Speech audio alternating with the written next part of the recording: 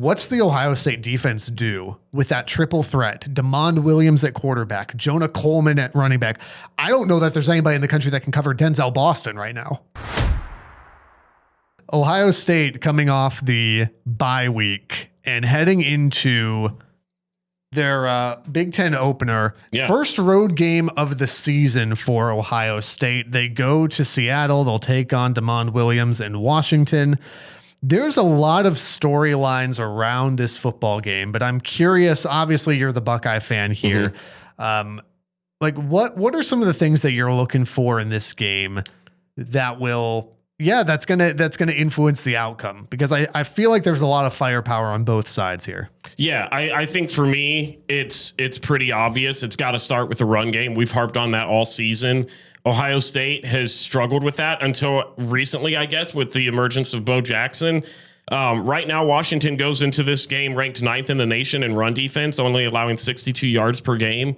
You obviously have a loaded Ohio State wide receiver room, but it's going to be easier to key in on those guys when you don't have to worry about the run. So I think that's going to be huge. I'm very curious about how Ohio State's defense will manage this Washington offense, because right now they're averaging like 530 plus yards a game. DeMond Williams has been a stud. He can hurt you with the legs. He can hurt you with his arm. He's just been an absolute playmaker. I'm curious if this Ohio State defense is able to contain him whatsoever. And then lastly, I want to see the run game for Ohio State. I just got done talking about that, but I want to see, and Ryan Day kind of hinted at this with Bo Jackson, that as he's able to carry more, they're going to give him more. Mm-hmm. And so I'm hoping that turns into a literal statement, and that they do give him the ball more. To me, he just shows a different level on every single surface. So I want to see what Bo Jackson can do. If Ohio State can get the run game even going moderately here, I think Ohio State can win this game. If they're struggling, then I start to get a little bit nervous. I think one of the big concerns I have for Washington is I'm not convinced that their defense, and the run defense has been good. You're right, but I'm not convinced that their secondary is all that good. Now they've played Colorado State, who's not a very good program. They've played. By the way, shout out our boys at Meep Nation, UTSA, big win over Colorado State. But Colorado State's just not a good program. They almost got beat by Northern Colorado earlier this year on a very controversial overturn. So anyway, that's a whole thing. Colorado State, not great. UC Davis is a real school that Washington played. But to Washington's credit, they also just hung 59 points on their rival. Every single game they've had like 550 plus yards of offense. I mean, it's been crazy. The problem is that they gave up like 21 to Colorado State. They gave up 24 to Washington State. And so I think you could look at that in isolation, and I'm choosing to, and go, that concerns me that you're giving up that many points, and you're giving up an average number of points to teams that aren't all that good offensively, and you've got Ohio State coming in. I think that is my biggest question mark for Washington. There's no doubt that the offense is incredibly talented, but the secondary is a concern because Jeremiah Smith is out there. Carnell Tate is out there. Max Clare has been kind of quiet for me so far. You still got to take account and this, for him. This is an opportunity where if your secondary is a little bit weaker, at least it seems to be so far for me, where if you do key in on receivers, this is the type of game where a tight end can be there. I don't know that there's anybody on Washington that can cover Jeremiah Smith. There's nobody in the nation that can cover Jeremiah Smith. There's very few in the nation that can cover Jeremiah. But, if you decide to bracket him off, well, you've still got to account for Carnell Tate, and now you've got, Max Clare open. And I know he hasn't performed much, but Brandon Ennis is still no sleeper. Like, he's not a home run guy like a Carnell Tate or Jeremiah Smith. Nobody's concerned about Brandon Ennis. Hey, I ain't lost faith in my boy right there. Just let me give you a compliment, okay? No one cares about Brandon Ennis, but I do think that Ohio State's offense can give Washington some trouble in the secondary. I think the flip side of that is what you've already alluded to, which is how curious it will be to see, because this is where I'm real interested as well. I think everybody is. Mm-hmm. What's the Ohio State defense do with that triple threat? DeMond Williams at quarterback, Jonah Coleman at running back. I don't know that there's anybody in the country that can cover Denzel Boston right now at wide receiver. He was great last year. So you've got this triple threat that Ohio State just hasn't had to deal with. you're coming off a game against Grambling and a game against Ohio. That is not going to remotely prepare you for Washington. Now, the Texas game is still a massive win for Ohio State. But I would also say, and I genuinely am not trying to be biased even on a rivalry podcast like this, but I said this last week, like, are we not all kind of looking at Texas scratching our heads a little bit here with the way that Arch is playing? And so the only reason I say that is I think we do have to take the defensive performance against Texas with a little grain of salt, at least, to go, this is still a very good Ohio State defense, but let's maybe kind of take it into with more context now, kind of look at the broader data points that we're seeing from from Texas and go, it's still good, but it's maybe not as elite a performance as we expected. To me, I think the defense is going to be fine. We have the best secondary in the nation. Our linebacking crew is great. I think the biggest question for me is the same thing it's been, and it's the same as the same question I've had for offense. It's going to be the D line. Sure. Do they have the depth? Are they going to be able to get enough pressure? Because if you let DeMond sit back there all day, they ain't going to spell nothing good for you. So I'm looking at that game and I'm watching, can Caden Curry, can Kenyatta Jackson, can Bo Atkinson, can those guys wreak havoc in the backfield, make it uncomfortable, force some bad throws? And I trust the guys in the secondary. I trust the Caleb Downs. I trust the Jordan Hancocks. I trust those guys to be able to make the right plays. The Jermaine Matthews. I trust them to be able to make the plays, and I trust the linebacking crew in Sonny Styles and Arvell Reese. Arvell Reese has been just an absolute stud. He's been really good. And so I trust that. I just, to me, it's just the running game.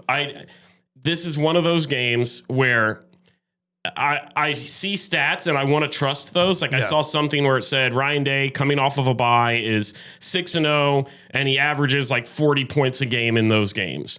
And I do believe that, I think Ryan Day and his staff are really great. You get 2 weeks to prep for this team. Your game plan should be solid because of that. They've got the athletes to come out there and make the plays to execute that game plan. So I want to trust that. But this offense is probably the scariest they're going to face all year. It's incredibly good. And despite, we preach all the time that you can't just look at a box score stat lines, but coming off the bye last year was the Nebraska game for Ohio State. And that was an atrocious performance that they got. And again, to their credit, made a 1 or 2 goal line stands in that game, but got fortunate that Nebraska didn't upset them in their own building after coming off the bye week. And that was a big source of consternation for Ohio State fans.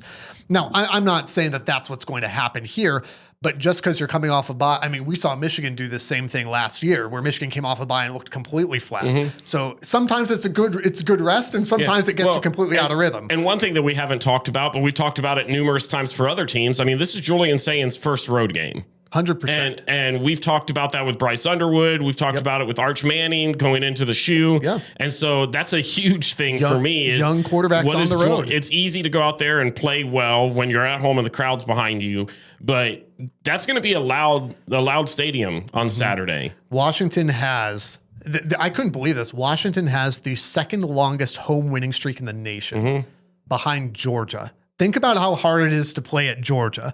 Washington has this, I believe they've won 20, I want to say, I may get it's somewhere between 21 and 23. So we'll say 22.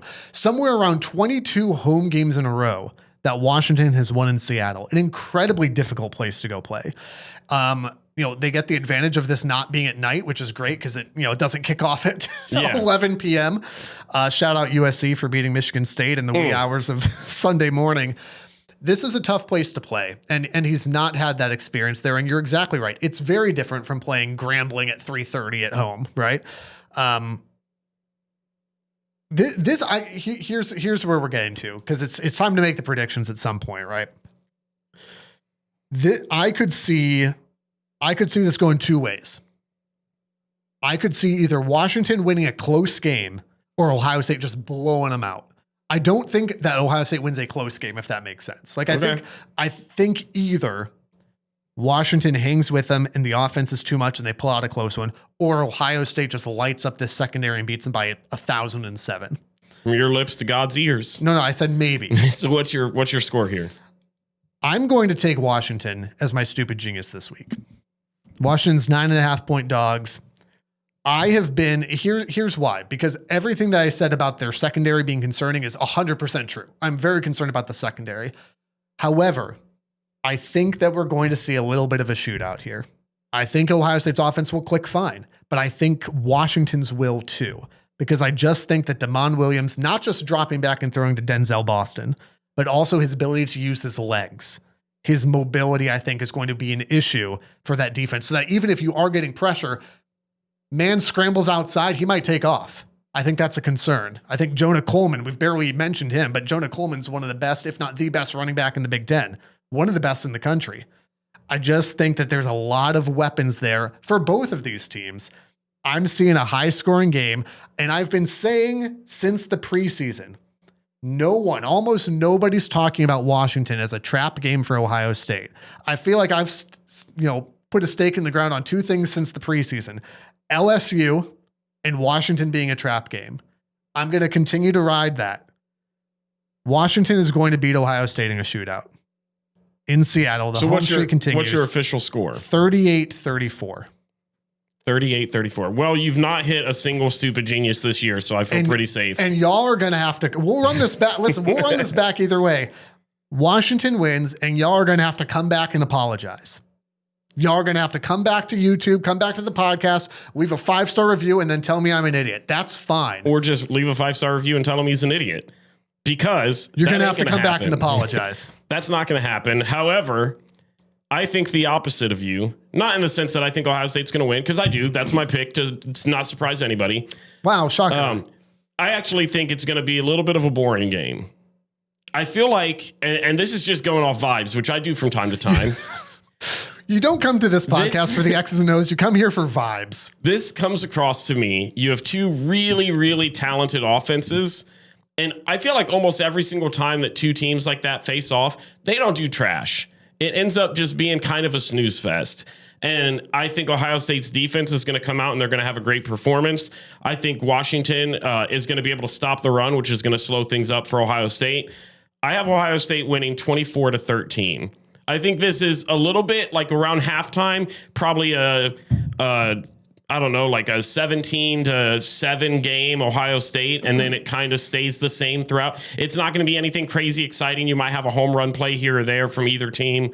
It just kind of feels like it's going to be a game. You know what I mean, though? You know what I mean, though? No, like I do, though. It just gives me that vibe. Yeah, there are absolutely matchups where at the end of the day you go, well, that was a football game, and I watched it. The Rivalry Podcast is part of the Varsity Network from Learfield and the River Podcast Network from River Radio Ministries. New episodes out every Monday. Be sure to subscribe, rate, and review wherever you're listening right now, and follow on social media at RivalPod and RivalPod.com. And if you like what you hear, share with a friend so they can listen too.